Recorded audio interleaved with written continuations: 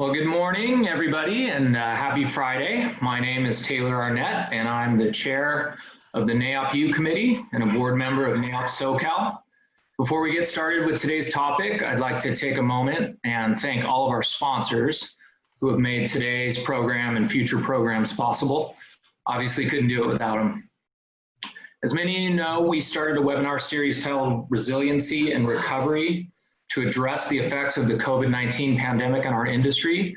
The Resiliency and Recovery series was a 10-part weekly series, and today we begin a new series, which we're very excited about, titled NAIOP SoCal Diversity. Given the social climate in our country, we thought it was important to kick off this new series by specifically addressing the Black experience in commercial real estate. Please know that we are planning a webinar in 2 weeks on July 24th. That will include a panel that is racially diverse, and we will release more information on that webinar shortly. At this point, I'd like to introduce the moderator of today's panel, Mike Chukwueke. Mike is the Vice President of Acquisitions and Development for Duke Realty, one of the leading industrial REITs in the US. In addition to his day job, Mike is currently a board member of NAIOP, a graduate of the YPG program, and currently serves as the chair of the YPG Alumni Committee. Mike, take it away. Great. Thank you, Taylor. So before we begin, I would like to thank Pam Westhoff, who is our NAIOP SoCal chair, for being intentional and for her commitment to improve diversity and discussing the important topic of race. I would also like to thank the Young Professional Group founders, Tom Sherlock, Al Badet, Jim Camp, and Sears Dudley, for their vision 15 years ago, when NAIOP SoCal realized that there was an issue with elevating and bringing in young talent and diversity into the industry. And as a YPG alum, this program has given a lot of us a platform to develop our own voice. And this discussion that we're going to have today is a direct result of their vision. And it's a pleasure to assist in this discussion. So I'd like to briefly introduce our panel for today's discussion. We've got John Drachman, who's the president and co-founder of the Waterford Property Company. Malcolm Johnson, the Executive Director of Community Development Banking at JPMorgan Chase. Emily Mandrup, who's the Vice President of Industrial Development at LBA Logistics. And Kenya Williams, who is the Managing Partner at Uncommon Projects. I want to sincerely thank all of the panelists for volunteering their time and for their courage and openness in discussing this topic. We hope that this conversation is the first of many. And to the audience, thank you for being a part of this conversation and hopefully a part of the solution to dismantle the racial inequities that exist within our society. And as a forewarning for everyone in the audience, this will not be a check the box discussion. So please put aside any defensive thoughts that you might have and remain open-minded during these discussions. And I will warn you that you may feel uncomfortable during some parts of this discussion, but please embrace that discomfort. Our intention is to provide some content and context to the Black experience in commercial real estate and provide some tools that will allow us to build a better, more inclusive society. While the list of social justice issues that need to be addressed and fixed are expansive, we will touch on some of the underlying social constructs that have allowed for the unfair treatment of minorities, specifically Black Americans. And in order to do this, we need all of you guys to embrace the reality of racism so that we can respond appropriately. So with that, I'm going to kick it off. And I mentioned earlier the importance of YPG to me and the impact it's had on me both personally and professionally. But it was the mentorship and guidance from individuals like Scott Anderson, Keisha Freeman, Brian Dollar, Fred White, and Malcolm Johnson who provided me with the roadmap on how to navigate commercial real estate as a Black male. My route to commercial real estate was not linear. I worked as a law clerk after I graduated college with the intention of going to law school. But after having an honest conversation with my boss, who later became my mentor, about why I wanted to go to law school, which was basically to fulfill my parents' dreams, he talked me out of it because he said that he didn't want me to become another miserable attorney. So I ended up going to business school instead. And I truly believe that with all of my education and my work ethic, that I'd have no problem getting a job in commercial real estate. And I was naive. It took my white Jewish mentor to set me straight.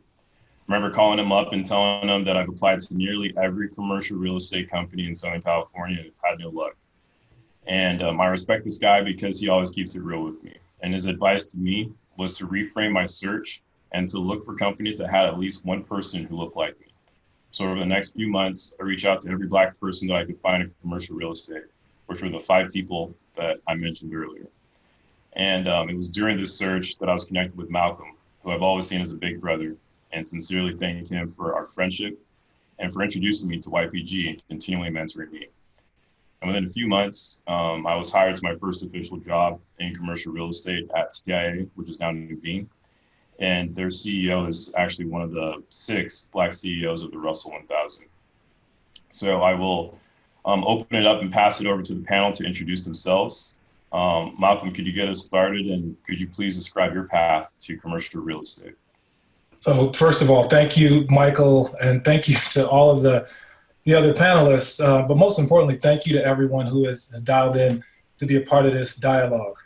With that intro, Mike, I don't know if there's anything I can do to make myself feel any prouder. I wish my kids were on the line, because I don't get the same level of deferential respect from anyone that I'm raising in this house. But I really do appreciate your friendship, and you've made it really easy to be a mentor, because you've been excellent in every way. So I too have been in commercial real estate for my entire professional career, after a bit of a nonlinear start as well. I began my career right after undergrad as a professional athlete, and in a lot of ways, although I had a bachelor's degree in business and I'd been a good student at every stop of the way, that really did not require much in the way of changing my thought process about working in big companies. It was an environment that I was really comfortable in. Probably 80% of my colleagues, teammates, coaches were also Black. And so the culture was one that allowed me to be very comfortable. And I remember, like yesterday, when my pro football career ended at age 25, and it wasn't because of injury, it wasn't because I decided to quit, it was simply because I wasn't good enough. And I started thinking about what would be next. And at that point, I started taking meetings with every corporate sponsor, every CEO booster from an undergraduate institution, and everyone said yes to those meetings. CEOs of Fortune 500 companies were happy to give me an hour at a time, and I did about a dozen of those, when I really quickly realized that about 90 seconds into every single one of those meetings, the conversation shifted from what their company did and what I could possibly do to gain a role at their company, to tell me a story about Jerome Bettis. What was it like playing with Hines Ward? Man, I love Notre Dame football. Can you tell me that story about the Michigan game? And you know, to be honest, I didn't have the technical skill set to go get a job at US Steel or PNC Bank or Giant Eagle, which were 3 of the organizations I sat with at that time. So I had to be really, really serious with myself. And I went to go get a technical skill set. And I purposely chose the most challenging quantitative business program I could get into, because I wanted that to be the great equalizer. And I got my MBA at Carnegie Mellon. And from there, I started thinking about a career in finance. But as Mike said, it was not easy to find examples of individuals who looked like me working anywhere in commercial real estate, and especially not in the institutional space. Now, fortunately, I was able to begin my career in real estate finance with a large publicly traded institution. And by and large, companies like the one where I started my career have some level of diversity hiring quotas. And I'd like to think I certainly was not that.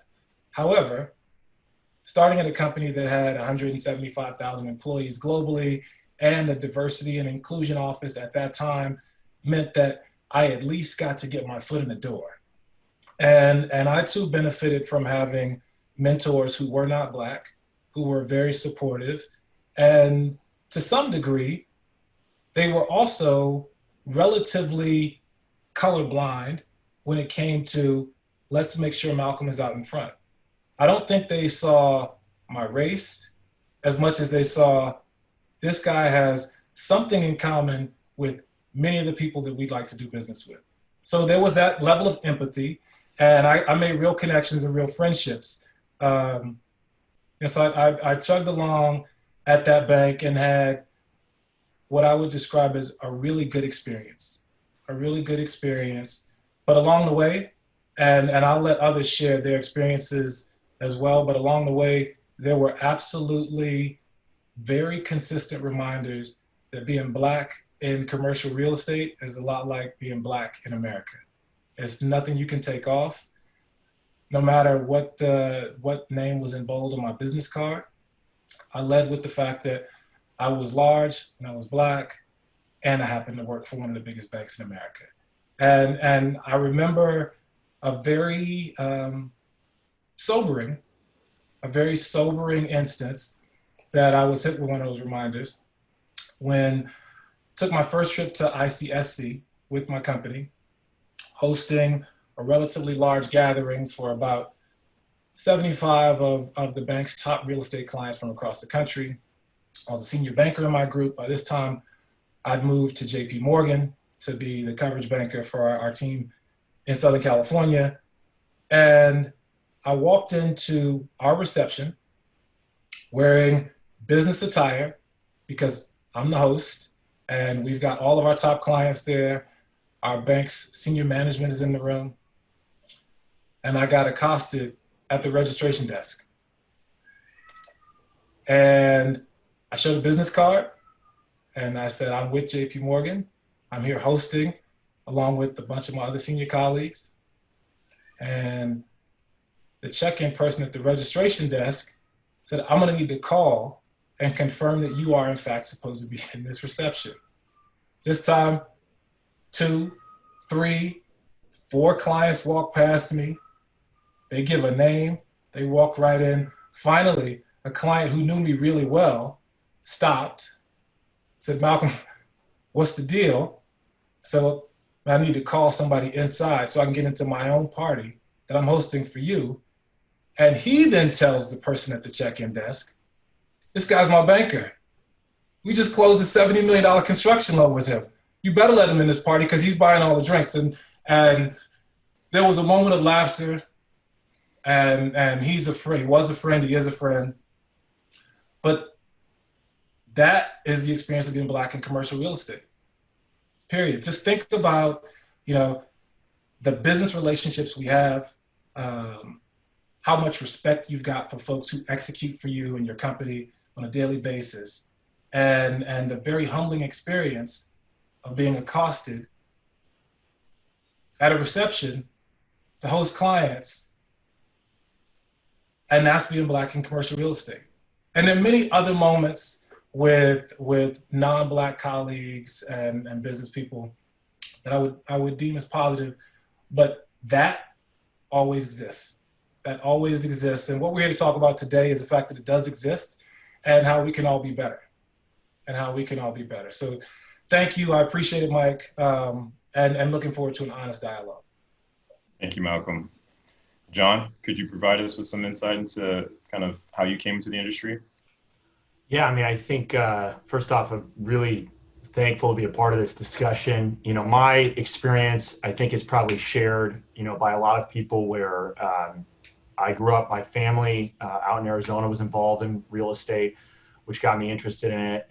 When I got out of undergrad, I came back here to Orange County, where I was born and raised in Irvine.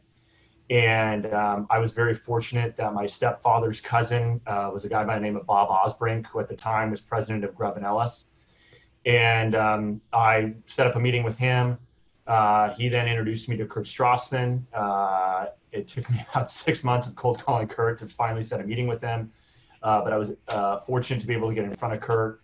And then got an opportunity to work at Grubb & Ellis in their Newport Beach office doing office and industrial leasing. And then, decided to go back to graduate school at USC, went back to graduate school, left, joined Greenlaw Partners after graduate school, and then started my own company 6 years ago. So that's sort of my path, which I think is very similar. And one of the things we're going to talk about is that, growing up in Orange County, having connections, not a ton, but enough, made it certainly much easier for me to access the industry which is not an easy industry to access for anybody, but specifically for somebody like myself, I think it was much, much easier. And so I think that's a part of our discussion today. Great, thank you. Emily, could you give us a little bit of background as well too? I think you're still on mute. Mute. Sorry. Yeah, thank you, and to NAIOP for allowing me to be on the panel and the diversity task force. It means a lot to me, and I'm excited to be here. I completely fell into commercial real estate on accident. Looking back, it probably wasn't a surprise. I have 2 older brothers and came out of the womb wanting to be one of the boys and proving that I could do anything that they could do. I was a Boy Scout. I was the first girl at a Boy Scout camp on Catalina, and then I ended up in construction. So you don't have to be Freud to figure out some sort of pattern. But I also grew up in Orange County, very modest household. My dad worked in HR at the city. My mom stayed home. She got an extra job at the Disney store to help us pay for extracurriculars after school. So I did not have any business connections. There was no talk of real estate. That wasn't even on the radar. And I picked a very traditional path. I started to go to school to be an English teacher, and I got a temp job as a receptionist to pay my way. Happened to be for a real estate firm. Very quickly became, the owner's right-hand person. Fell in love with it. Changed my major to real estate and finance, and here I am 20 years later. So I am extremely fortunate to accidentally fall into my passion.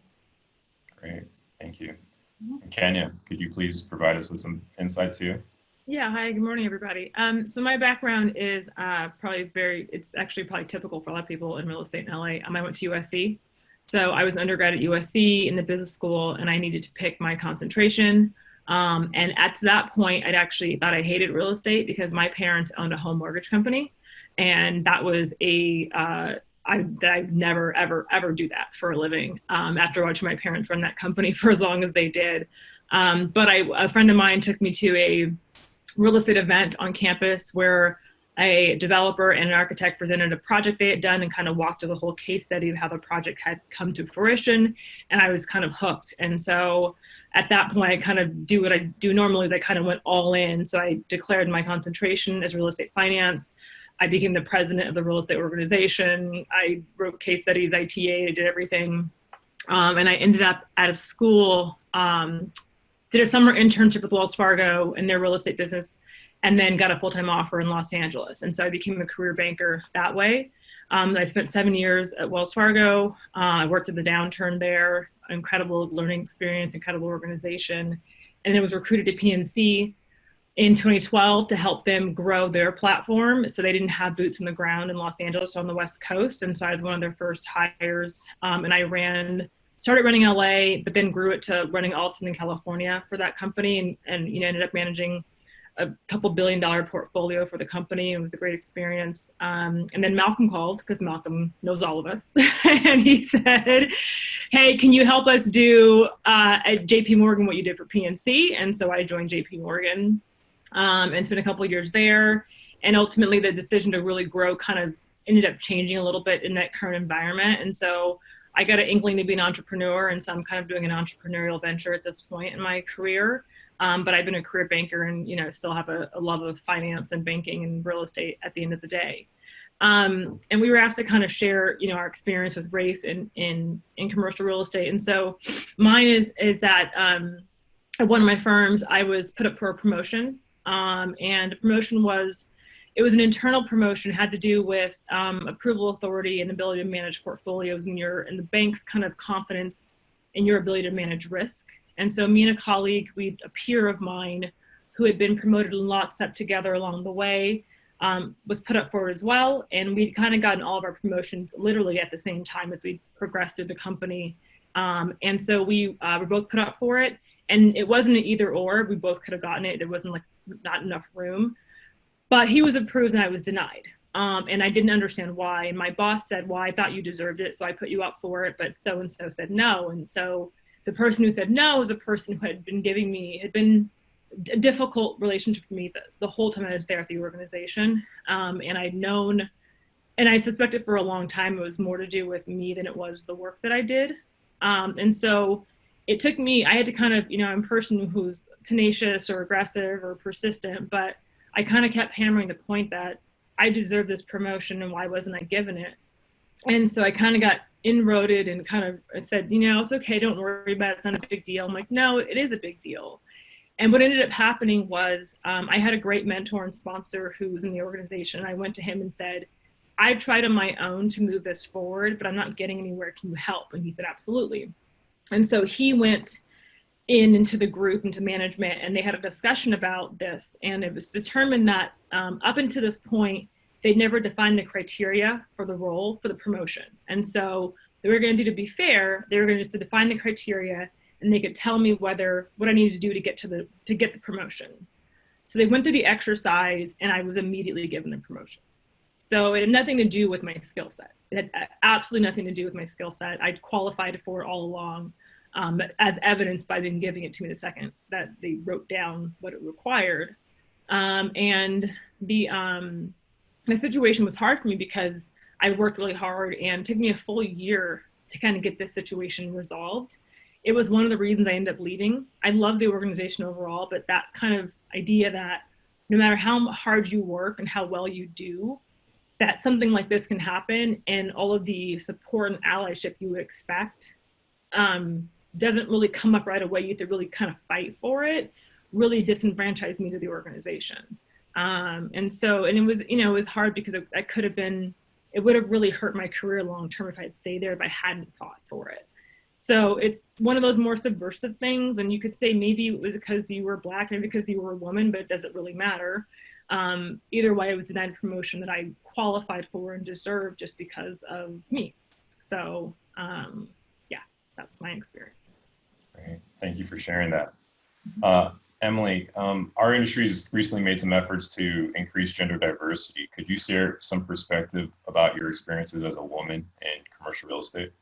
Yeah, absolutely. And, we could fill another whole webinar on that subject, but I'll touch on what I think is appropriate for this panel is that, for the last 20 years, I'm often the only woman in the room. And when you are the only anything, I think it puts an extra pressure and an extra internal gauge on everything you do. When I first started out, I didn't want to be, I didn't want attention for my gender. So I would dress very frumpy, or I would, talk a certain way to be one of the guys, or I was just very aware of my surroundings. And luckily it was, not often, but you have those experiences that knock you back down. I remember I was director of development. I was, 15 years in my career, and a client walked into our office, and because, talking with the owner, and because I was the only woman in the office, he turned to me and he said, yeah, you should get your girl to set up a thing for us so we can, X, Y, and Z. And to my boss's credit, they absolutely defended me and X, Y, and Z, but those comments stick with you, and it helps, fold who you are. But I also want to share something really positive, because I can remember the exact day that I finally felt like an equal, and it was May 29th, 2018. I had just joined LBA a couple months earlier, and they were doing an investor conference, and it was my boss's birthday that night, my birthday the next day, which is why I remember the day. And so most of the principals and senior management went out, and I got invited, which was a first. The first I get to go to the boys club. And then we sit down at the table, and he very frankly asked me, is it difficult being a woman in construction? And it set me back, because honestly, people hadn't asked me that before. And normally I would have brushed it off, because I never wanted special attention. I never wanted, to look like a victim. So I never brought up my gender. But I just had a really upsetting experience that week in a job trailer. And I'd had a few drinks at the investor conference. So out came the story. And the look on his face, he was absolutely mortified that had happened to me. And not only did he validate me, but then he goes, stops the whole table, guys, you have to hear this. And now I'm mortified, because this is my first introduction to most of the principals or senior management. And I, like I said, I don't tell these stories, but I told it. And to my surprise and relief, every single one of the men around that table equally were horrified at what happened and came to my defense. And it was the first time I felt heard and seen, and it opened up a dialogue. It opened up trust. And the reason I'm sharing that is that I think this is the type of moment that we can do. If we open up the dialogue like this, if we have these conversations, it can start, some catharsis, and it can start some, promotion that we can make, that we can do things better. Great, thank you. Kenya, could you also share some of your experience as a woman in commercial real estate and some of the pressures of upholding expectations as a Black woman?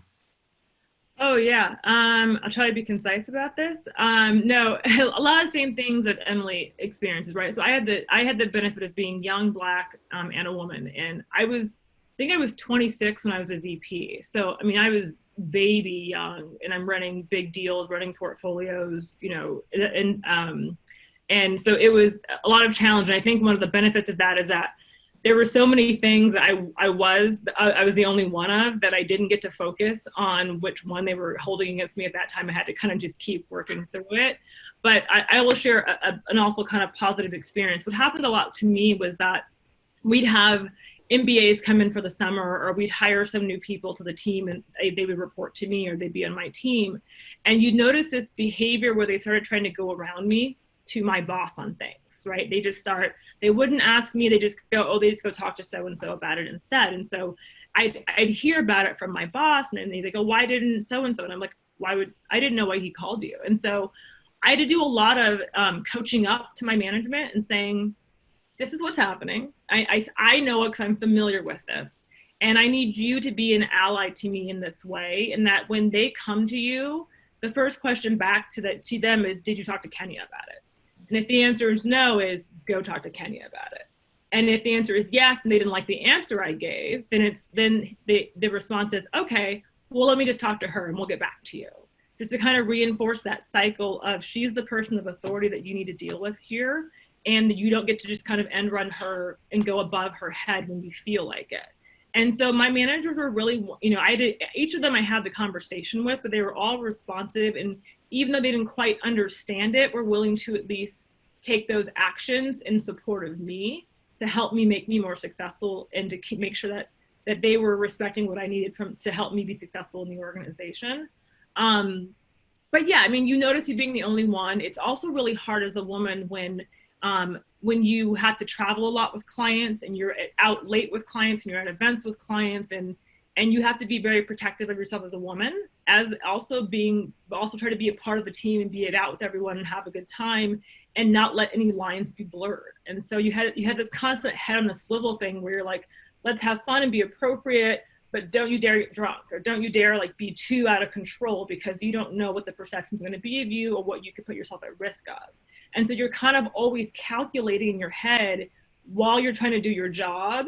And I'm on originations, right? So I'm a salesperson at the end of the day. So I'm out with clients a ton. And so it's this constant extra thing you're doing to kind of calculate and calibrate to make sure you're doing your job, but you're not letting any mixed messages go by, or any awkward situations kind of come up. So it's an extra level of work you're kind of always doing while doing your normal job. Great, thank you. So there's an ideology out there that if you're rich, you can beat racism. If you're educated, you can beat racism. If you carry yourself a certain way, you can beat racism. But there's also a very interesting counter argument to that too. The counter argument is that if you are one or all three of those things, you can also be a target for racism as well too. Malcolm, could you kind of give me your thoughts on that comment as well too?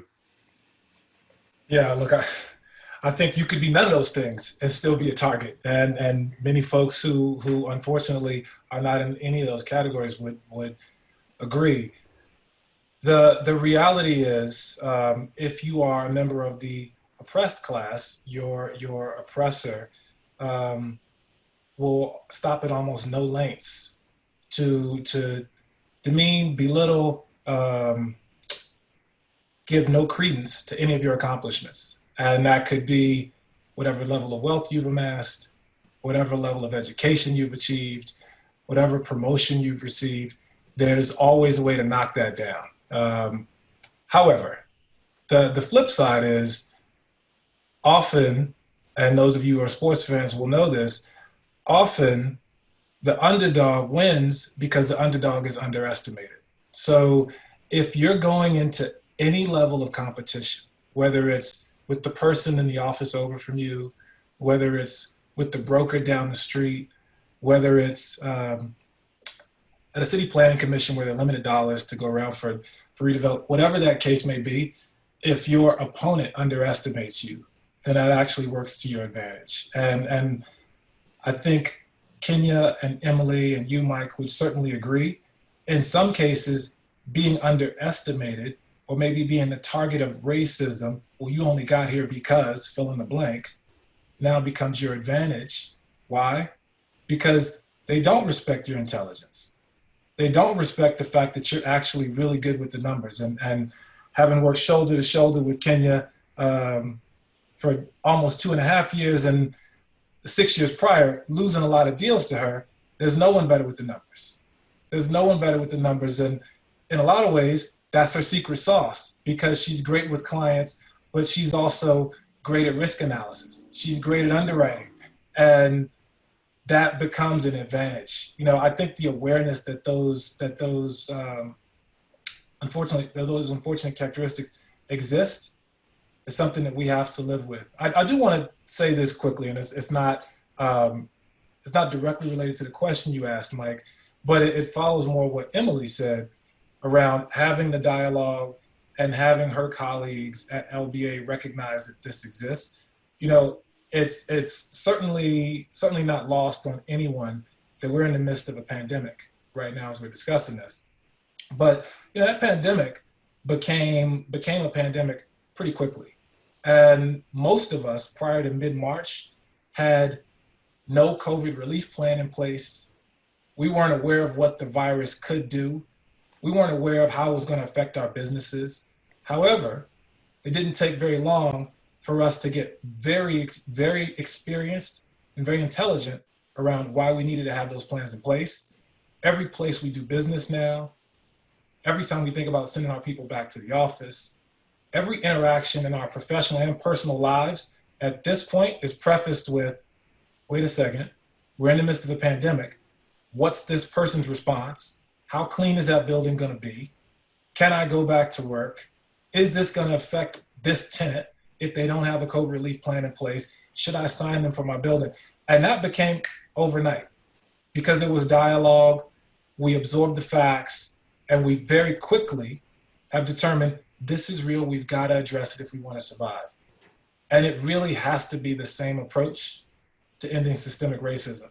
These conversations, they have to be the starting point. But to Emily's point, empathy also has to be the place from which each of our non-Black allies then begins the process of how can I help? Emily's colleagues at LBA know her as an amazing professional. And so that's why it's easy for them to say, I was appalled. I didn't know that existed. We're going to support you in every way. Our firm needs to have a policy in place. We won't do, boom, because there's empathy. I would challenge every one of the folks on the call to think long and hard about where in my life do I have an authentic relationship with someone who does not have my exact same upbringing, who didn't get into the business the exact same way I did. And if the answer is I don't have many or I don't have any, well, then you need to start thinking about how you can build empathy. How you can build empathy. We'll talk about this a little bit later. There are a number of measures that are happening in our business. And John, I don't want to steal your thunder, but our business is going to change fundamentally. We have to be better about ending systemic racism. But that's more like the stick. That's more like the stick, and businesses will have to adhere if you want to survive. That's a fact. However, the more we internalize the reasons why we have to change, the more we start to believe in this is important because, not this is important or else, then the closer we'll be to solution. Great, thank you. You kind of touched on one thing too. How do we address the assumption that racial equality is a zero-sum game? Kenya? Oh, me. Ooh. Listen, I think that you if that's your fear, then I think you're just kind of missing the point. I think that, the comment, I think Trevor Noah said it recently. He said that Black people don't want to be hired because they're Black. They don't want to not be hired because they're Black, right? So this is a land of opportunity in America, and all we are asking for is the opportunity.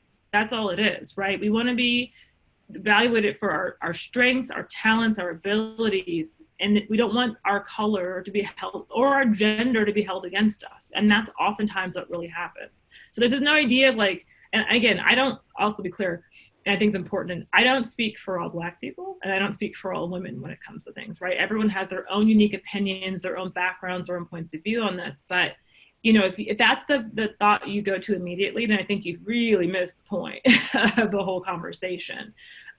Yes, we want to sit at the table. We don't want to take the table home. Like it's we're just trying to participate and use our talents and our education and our tenacity and our skill sets in a way that helps us to be successful. And that's always been just the baseline question, right? You talk about the whole Black Lives Matter movement, and it's the idea that just, hey, do we matter? Like, that's the question. It's not like, can we take over the world and get retribution for everything that's ever happened to us? It's like, can you all acknowledge that our situation matters and that we've had a different experience in this country? And so I think that's what people need to focus on, is just let's provide the opportunity to take the barriers down and let people who just have talent be talented and perform. And the thing about that's great about this country is that there are so many talented people who just don't get utilized, whether you're a woman or a person of color or a different religion that's not, the one that's okay in this country right now, that your skill set gets sidelined because of that. And I think it's a waste, because our country can do so much more if we really utilize all the talent across everyone who's here in this country on this soil who wants to do well. And that's really, that's how I view this situation. And I don't want to be hired or promoted because I'm Black. I want to be hired and because I'm doing the best job. And I don't want my skin color to get in the way of that. And that's, I think, too often, or my gender. I think that's too often what happens instead. And to further that point, if you think about the real business results, I mean, there's hard data that shows that diverse teams perform better. We've all seen, those of us who've had any experience in retail have seen how groupthink can literally doom a company. You can probably go through the graveyard of retail companies that could have, should have, and certainly were capitalized well enough to go buy a competitor very early in the process, and instead stayed laser focused on the way they did business for 50 years prior. And that competitor in a very short period of time swallowed them up because they were thinking differently. And how does that happen? If you've got a team with homogenous thoughts, if you've got a team with homogenous upbringing, it's very hard for you to step out of how do we do something differently? Why should we do something differently? It's the reason, as was pointed out earlier, it's the reason NAIOP was so intentional about creating and then supporting and continuing to strengthen the young professionals group. The YPG is exactly what I'm describing. Our business can't move forward if we don't have young professionals with new ideas, who are used to living differently, coming into our companies and helping us get stronger. The same thought process should be applied to how do I build my management council? What's my investment committee look like? If everyone comes from the same place, they think the same way, it's highly unlikely you're ever going to have the most innovative strategy. It's highly unlikely you're going to respond really quickly to threats. Highly unlikely. So just from a pure business standpoint, it's important for us all to recognize the world is changing. The communities where we build and develop and own are changing. If we don't have folks with different points of view, our business won't change, and those companies that don't won't be around. Great. Thank you, Malcolm. So how can people become a part of the solution? Where are some places that we can start? John, could you kind of give us some idea on some potential ideas on how we can address this? Yeah, I'd love to. I mean, I think it's first, look, I'm a white male, so I have been privileged by the fact that I've been a white male in this business. And I think that from my standpoint, I think hopefully part of this conversation, people recognize the fact that I hear Malcolm's story and I think to myself, I've never even thought about when I show up to a real estate event, somebody could tell me I'm not welcome or anything like that. And so, I'm a male, so I don't show up to those events. I feel totally comfortable going out with other people later at night that maybe Kenny and Emily don't. So I think you have to have empathy for the fact that, that is something that to me is just the realities of the situation. You have to have empathy for the fact that that's not how everybody's experience in our business is. And so we do need to change, and we do need to have that empathy. I think to really, in my opinion, to Malcolm's point, and one thing that I've seen and where I'm really passionate about, becoming a member of the Diversity Task Force and why NAIOP needs to continue to push for diversity is the fact that, this, in my viewpoint, our industry has been under attack from a legislative perspective in the state of California. I think we all dealt with, the SB 939. We saw what that is. And I think that part of it is we need to grow as an industry, and we need allies and people who recognize that if you're going to improve a neighborhood, real estate is a large part of how you improve neighborhoods. It's one of the reasons I'm in the business is because I believe real estate is essential and it's really important, but that, we as an industry have to recognize we need as many allies as we can find. We need to address these issues of being a business that frankly has been mostly white male, and that in order for us to do that, we need to find ways to bring, more diversity in, and we need to make those people feel very comfortable and feel like they can be successful in this business. Because again, Malcolm's right. I mean, things have just changed. If you look at Southern California, if you look at our demographics, things have changed. And I'm just very concerned that if we as an organization do not change with that, do not focus on bringing in more diversity, that our industry is going to continue to be under attack. And I think that, in my opinion, there are things we can do that I'm happy to go over, Mike. And I think that, we're planning on doing. And the first and foremost to me would be show that empathy. If you are going to a real estate event, and you see somebody who's a female, who's a different color than you, doesn't look like you, go up to them and have empathy. We've talked about, Mike and I have had these conversations about this where it's, recognize that I might be nervous going to an event when I don't know people, but I never feel uncomfortable. And that's not how everybody's experiences is. And the more we can be, treat those people with empathy and welcome them into our organization, that's just a little thing we can all do that we should all be doing on a daily basis. And we should all be doing once we start having events again and all of that. And then I think it's about finding ways to make our industry not so hard to access. And I think our industry is fantastic now with YPG, MRED programs, all the various likes of getting people, once you're in real estate, successful. But we have to find ways where we can get people that initial job, where we get those people those initial internships, those externships. And I think in large part, that's what the Diversity Task Force is going to be focused on, is finding ways in which we can give people opportunities that don't exist today. Because again, they didn't grow up in Orange County, and fortunately for them, their stepfather's cousin is XYZ at real estate company. It's very difficult to find those initial opportunities. And so I think that a large part of what our task force is going to be focused on is how do we get those initial opportunities for people so they can get those opportunities in real estate, and find those companies who do want to have a more diverse organization, because they do realize this is critically important.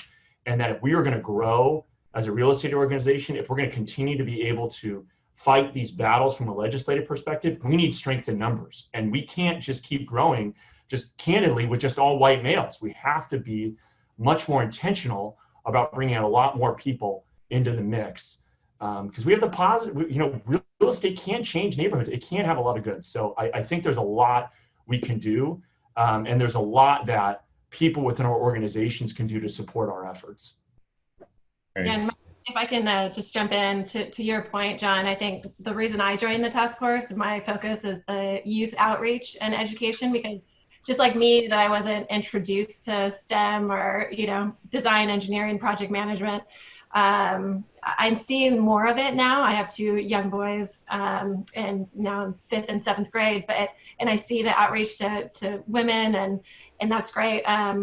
But I think we need to reach out. We need to show them the possibility. And so one of the things we are going to be doing, and that we're going to be leaning on, everyone who's on the call today in your companies for, is providing those resources of, career days or internships or, or externships where they can get a glimpse into the industry and see if it even excites them, because they might not be as lucky as me and get a temp job, to switch their mind. So that's one of the things that we're going to be doing is starting real young and pulling on both our company resources and NAIOP resources to be able to show the joy and the fun and the diversity of options, from design, engineering, and construction and finance. And, it's like basically no matter what interest you're in, we've got something in career real estate or commercial real estate that would probably excite people. And the only other thing I'd like to add, Mike, to that, if you look at Southern California, most of the new development, most of the new investments are going to come in areas that are already built out, right? This is not the 1970s anymore in Southern California, where you can keep just moving further and farther south. There's more land, we can just develop. So as we think about, as real estate companies, as an industry, going into areas, we need to be mindful of the fact that these areas are not all white male, and that they look very differently. City councils look differently. State senators look differently. Planning commissions look differently. And as real estate companies, and as an organization, as we want to continue to be successful and grow, bringing more diversity industry will help us do that. And that's why I think it's so important that this isn't a zero-sum game. This is let's grow. We need to grow the pie. We need to grow as an organization. And by bringing diversity, we can do that, because it's critically important, especially as many of our firms are going to start into more infill development, infill investments. We're going to have to reflect the communities that we're investing in, or it's going to continue to get incredibly difficult. And I know, at my firm, Waterford, this is something we're very focused on, because we recognize, Southern California is different now. And so I think as people think about this, if there's one takeaway or a couple, there should be a lot of takeaways, is that if you're thinking about the next 15 to 20 years of our business, if you care about our industry, these initiatives that we're going to roll out, you should be very focused, saying, how can I help with these? Because this is really the future of our business. Because Malcolm's exactly right. If not, we're going to go be JCPenney's and Sears, right? Where they stayed the same, they did not grow, and look at them now. And that, I just feel very, very strongly that this is the exact opposite of a zero-sum game. This is how we grow as an organization. And that's why it's so important, to me, and I think everybody in our business, to get behind these initiatives, because it's the only path that I see where we can continue to grow as an organization.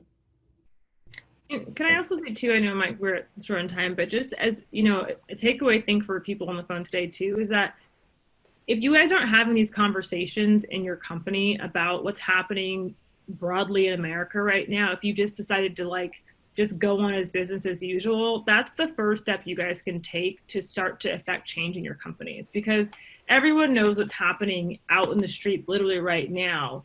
And it's an opportunity to you as a leader of your organization to sit down and just facilitate the conversation. Uncomfortable, yes. Awkward, yes. But people have real feelings.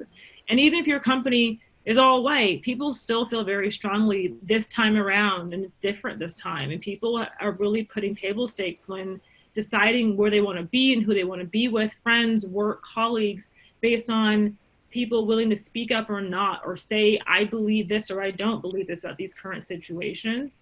And as these big issues start to happen in our world, you can't be a vacuum when you walk into the office. You need to know, because those conversations are happening at home every single day. So whether it's Me Too or whether it's right now Black Lives Matter, as these things continue to evolve and as social justice issues continue to be in the forefront of our conversation, be a company that allows that conversation to happen within your walls, and be a company that allows it to be a little uncomfortable as you guys navigate your way towards being better. And give people, especially the young people in your company, a voice to speak up and say, this is what I think, this is what's important to me, because there's a lot at stake right now in terms of keeping talent, retaining talent, getting people to really engage in your company. And so everyone's got to do things a little differently going forward. So. Thanks, Kenya. So yes, we are running a little bit short on time, but I think I'll jump to a quick question that we have about how do we tap into a diverse candidate pool when we have an open position. John, you talked a little bit about the diversity task force. Would you be able to kind of give us a little bit more information on kind of the plan for the diversity task force? No, I think, a big thing that we're going to be working on is, getting people that initial, I would call it internships, externships, first job opportunities. And so I think where NAIOP SoCal and our diversity task force has been focused so far is partnering with various colleges, community colleges, groups that are out there that have these, people who are interested in real estate, who want to learn more about it, who maybe are going to Cal State Fullerton and are saying, or invest in real estate, but don't know where to go in terms to find that internship, to find those externships, to find those informational interviews. And so I think we realized that the power of NAIOP SoCal is we have those companies.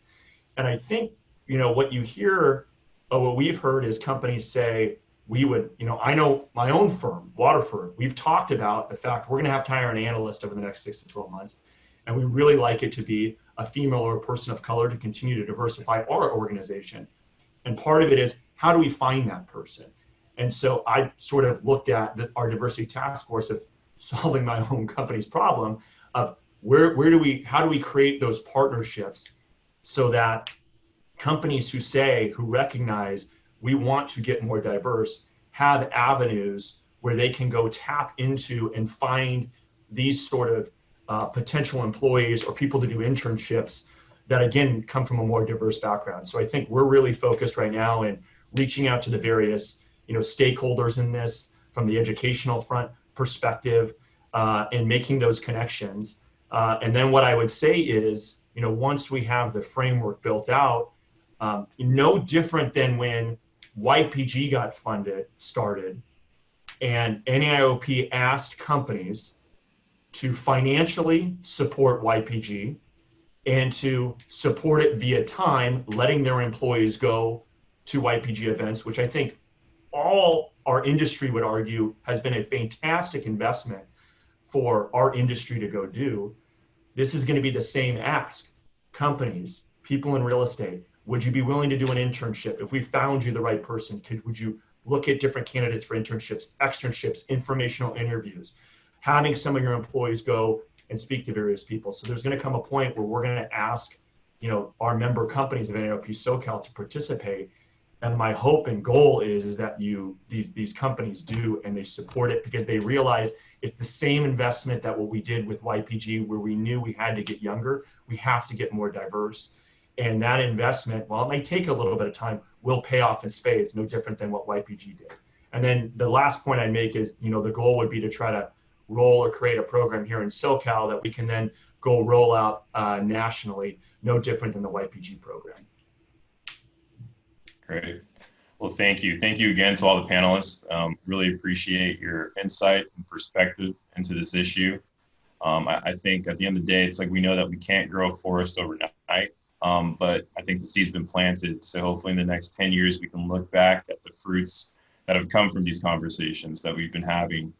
So thank you again to everybody, and I'll pass it over to Taylor. Yeah, thanks, Mike, and thanks for the terrific panelists. To everybody on the call, I mean, these are the leaders in the industry, and it's about as talented a pool as you could have. So I thought this was a great discussion. NAIOP is committed to this topic and promoting diversity. We will have another webinar in 2 weeks on the topic, and then more to come from our diversity task force. You did see the slide. Becky, if you could go to the slide with the email address. Thank you. We set up an email account for anybody to provide any suggestions. It's diversity@naopsocal.org. And then if you'd like to view our diversity statement, you can go to www.naopsocal.org/diversity. And then finally, I'd like to thank our sponsors. These are the companies that have helped us through these hard times, and we couldn't have done it without them. We appreciate everybody attending, and again, appreciate the panelists for a very, very meaningful discussion. Have a great Friday. Thank you, guys. Thanks, everybody.